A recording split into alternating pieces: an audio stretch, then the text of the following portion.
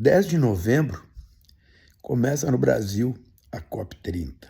Agora, final de semana, sexta-feira para frente, houve a reunião dos líderes, né? COP30.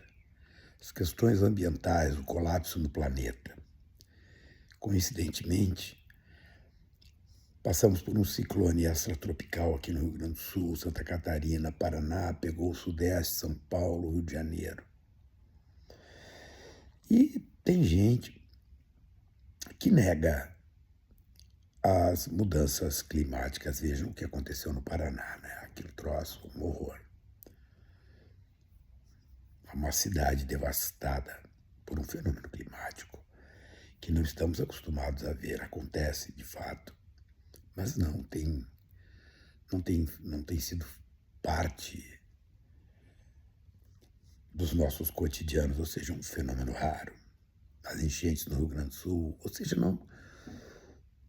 não dá para nós entrarmos naquela história de me disseram, ouvi dizer. Não, as coisas estão acontecendo nas nossas barbas, né? Nos nossos cotidianos. Mas tem gente que nega mesmo. Então as discussões que vão acontecer na COP, elas são bastante importantes. Mas existe uma questão que eu gostaria de chamar a atenção, né?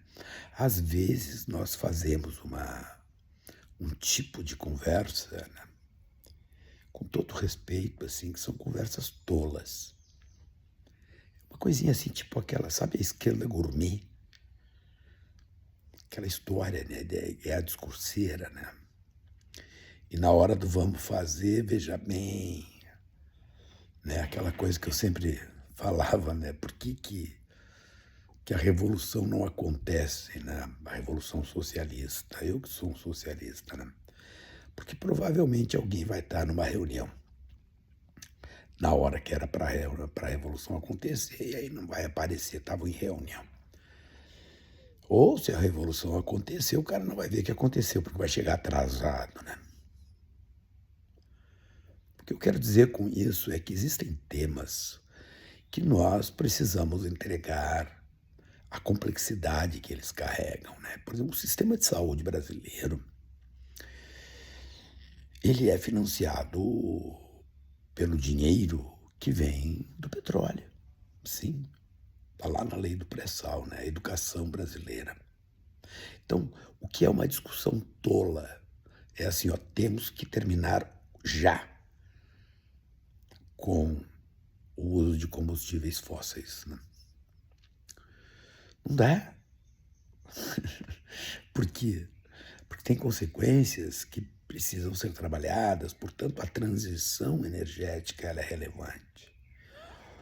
Uma outra estupidez que vamos deixar por discussão tola é o tema de fazer, por exemplo, a transição das frotas para carros elétricos. Ora, gente, o Brasil é um país que nesse aspecto se diferencia. Nós temos uma energia a mais de 70, 80% renovável, né? Agora, os grandes países do mundo não têm. Então, eletricidade, por exemplo, a China produz à base de carvão, muito carvão.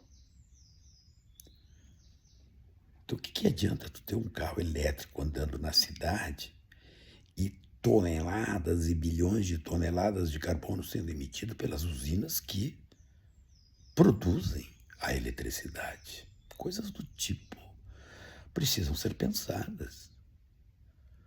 Há um processo a ser construído que adianta gerar a proteção das florestas e elas precisam ser protegidas, o desmatamento tem que terminar. Se aquelas pessoas que vivem na floresta não têm como subsistir. Então, é necessário que se estabeleçam processos que entreguem a estas pessoas as capacidades de viver com dignidade, de construir as suas rendas. E o mais de tudo, existe, por exemplo, um tipo de agricultura que é altamente sofisticada e que realmente é ecologicamente sustentável. Mas existe uma outra agricultura que é medieval, que desmata, que queima. E esses são os negacionistas. Então nós também precisamos dar nome, sem trocadilho, aos bois. Eles existem, aqueles bois bípedes que sustentam posições que, bem racionalizadas, desconstituem seus próprios negócios. Tudo isso vai ser debatido na COP30. Há uma transição a ser feita. A exploração, por exemplo, do petróleo na foz equatorial, diga-se de passagem, chamou a foz do Amazonas, né? Na verdade, a bacia fica a 600 quilômetros da foz do Amazonas. Isso é uma necessidade estratégica para o país, porque o equilíbrio climático, a salvação do planeta, passa pela salvação, em primeiríssimo lugar, das pessoas. Então, a discussão sobre ecologia, sobre clima, sobre economia, sobre ecoecologia, elas se colocam num patamar de complexidade rigorosamente grande. Posturas como as de Donald Trump, por um lado, com um tipo de motivo que é negacionista, que é uma coisa selvagem, desconstituem essas discussões. Por outro, pega a posição da China. Os Estados Unidos simplesmente não mandou ninguém para cá. A China mandou uma delegação gigantesca. E a China tem uma posição que é de produzir a redução da emissão de carbono, por exemplo, condicionado ao seu processo de crescimento econômico. O que não é errado do ponto de vista deles. A Índia tem uma posição semelhante. Mas eu ainda tenho aquela posição que de nada adianta termos um país, termos municípios, temos espaços ecologicamente equilibrados, com pessoas passando fome. Uma coisa não anula a outra, uma coisa não faz inverter prioridades. Não. Mas nós não podemos fazer de conta que essa discussão não envolve pessoas. Vejam aquele povo da Amazônia.